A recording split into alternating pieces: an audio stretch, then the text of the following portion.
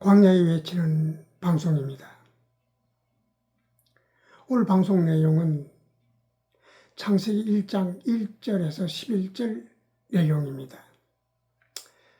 성경은 오래 교회를 다닌 성도들도 또 목사님들조차도 참 난해하다는 말을 많이 합니다. 실제로 난해한 대목이 많습니다. 그 중에서도 가장 어렵고 이해하기 어려운 그 난해한 곳이 창세기와 계시록입니다. 창세기와 계시록은 문자대로 해석하면 도저히 이해가 안 되는 내용들로 가득합니다. 특별히 창세기는 성경을 이해하는 데 첫 번째 관문입니다. 이 창세기를 잘못 이해해버리면 전혀 엉뚱한 결과를 초래하게 됩니다.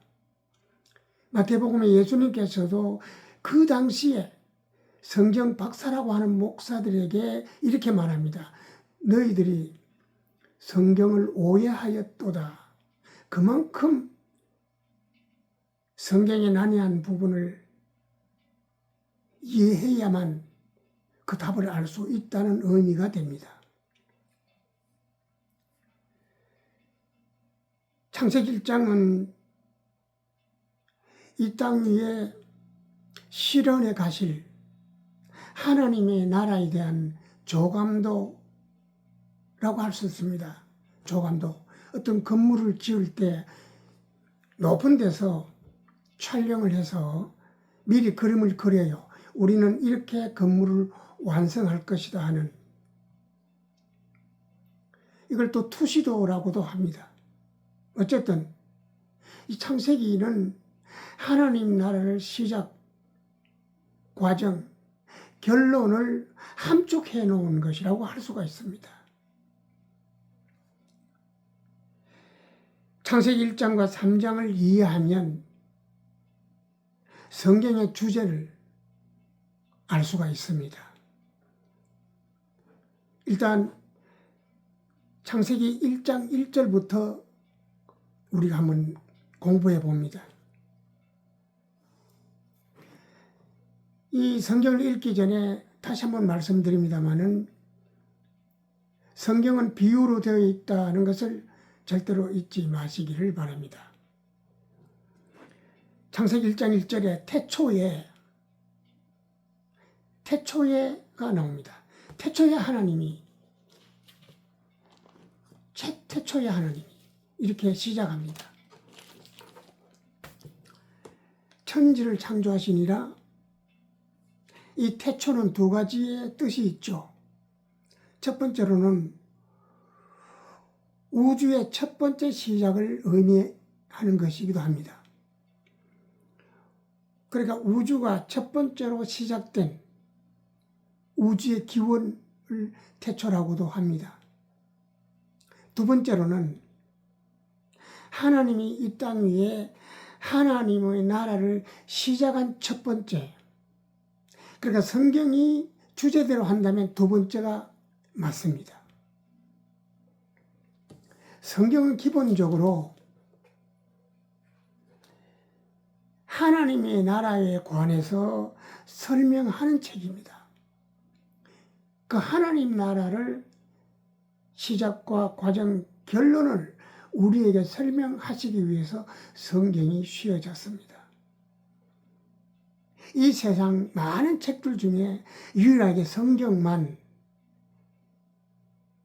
유일하게 하나님의 나라에 관해서 설명하고 있습니다. 그래서 창세기는 하나님 나라는 언제 시작되고 어떻게 실현되며 누구에 의해서 완성되는가, 그것을 아주 디테일하게 설명하고 있습니다. 이같이 태초는 두 가지 뜻이 있다고 말씀을 드렸습니다. 다음은 천지를, 그 태초에 하나님이 천지를 창조했다라고 하셨지요. 여기서 천은 하늘천, 그러니까 눈에 보이는 우주 공간을 말하는 것이기도 합니다만은, 그보다는 하나님의 나라를 천국 또는 천, 하늘 이렇게 표현하는 게 성경적으로 맞습니다. 그러니까 지는 땅지자지요. 그러니까 지는, 땅은 하늘과 반대되는 세계입니다. 고린도전서 15장 47절에 보면 땅과 흙은 같은 세계고 아직 천국이 실현되지 아니한 그런 세계죠. 장차 천국, 하나님의 나라를 실현해야 될 미지의 세계를 땅, 흙 또는 지 이렇게 설명합니다. 다시 고린도전서 15장 47절에 보면 하늘 세계와 땅의 세계를 아주 쉽게 설명하고 있습니다. 그러나 태초에, 이걸 다르게 말하면 애초에 이렇게 말씀을 드려도 됩니다.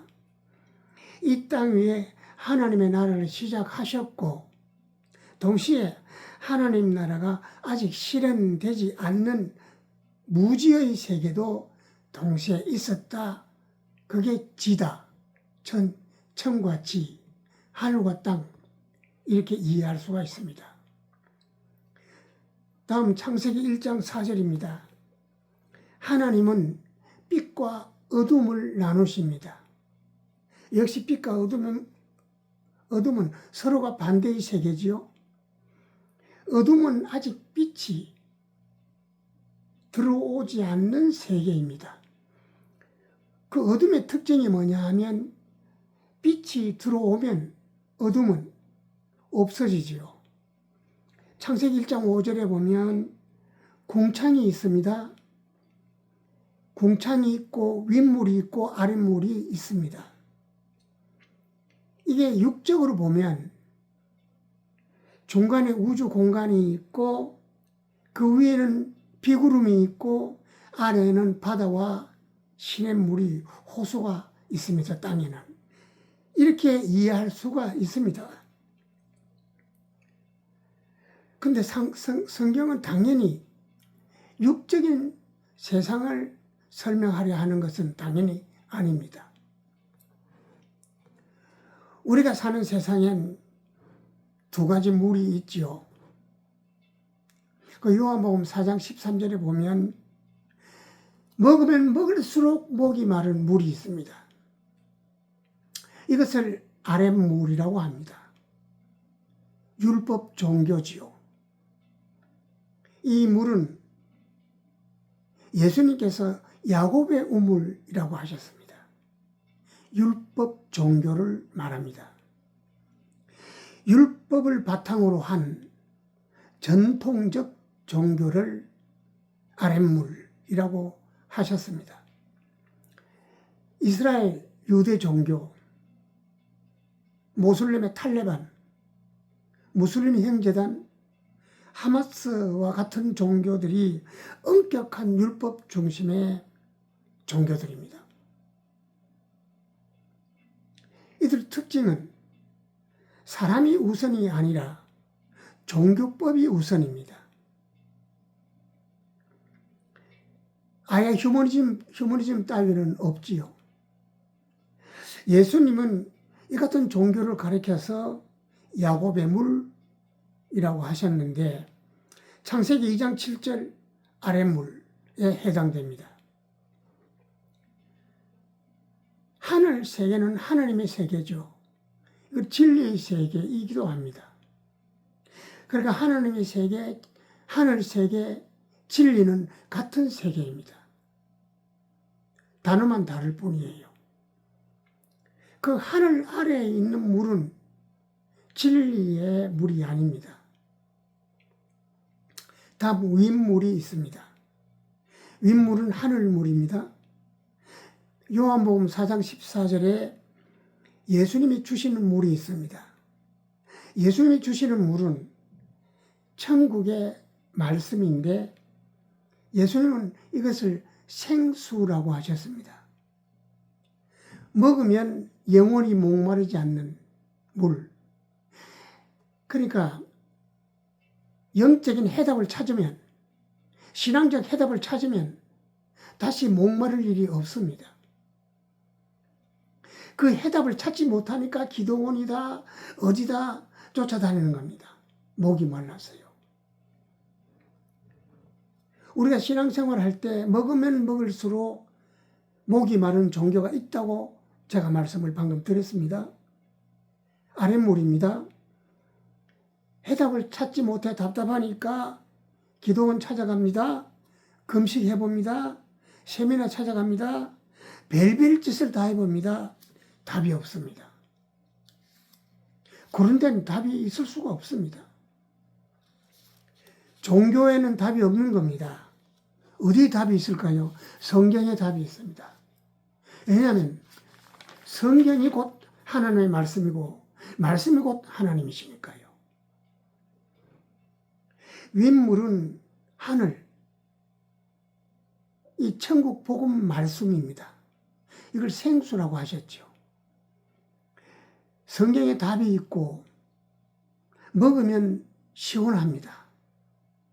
답답하게 막혀있던 것들이 한꺼번에 해결이 됩니다. 너희는 여호와의 책을 자세히 읽어보라.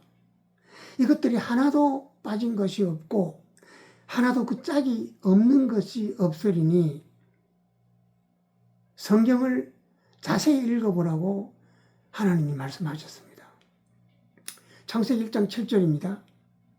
윗물과 아랫물의 답을 찾았어요. 이제는 이해가 됐습니다. 다음은 땅의 비밀에 관해서 말씀드립니다. 창세기 1장 11절 봅니다. 땅은 풀과 씨 맺는 채소와 각기 종류대로 씨 가진 열매 맺는 과목을 낸다 그랬어요. 그러니까 땅은 풀과 씨 맺는 채소와 각기 종류대로 씨 가진 열매 맺는 열매를 낸다. 땅은 본질적으로 생명을 잉태합니다. 생명을 품고 자라게 합니다. 그러니까 밭이 되지요. 밭. 천국 하나님의 시작은 하늘 씨앗을 심는 데서부터 시작됩니다. 씨앗을 어디다 심을까요? 당연히 밭에다 심지요. 마태복음 13장 18절에 보면 씨 뿌리는 비유를 들으라. 천국의 씨, 하늘의 씨는 어디다 뿌릴까요? 밭인데 어느 밭에요? 마음의 밭입니다. 마음밭에 뿌리죠. 마태복음 4장 26절에 보면 하나님의 나라는 사람이 씨를 땅에 뿌리는 것 같더니 그랬어요. 누가복음 8장 15절에 보면 좋은 땅에 있다는 것은 착하고 좋은 마음으로 천국 말씀을 듣고 지켜서 인내로서 결실하는 것이라고 했어요. 그러니까 씨를 어디다 받는다고요?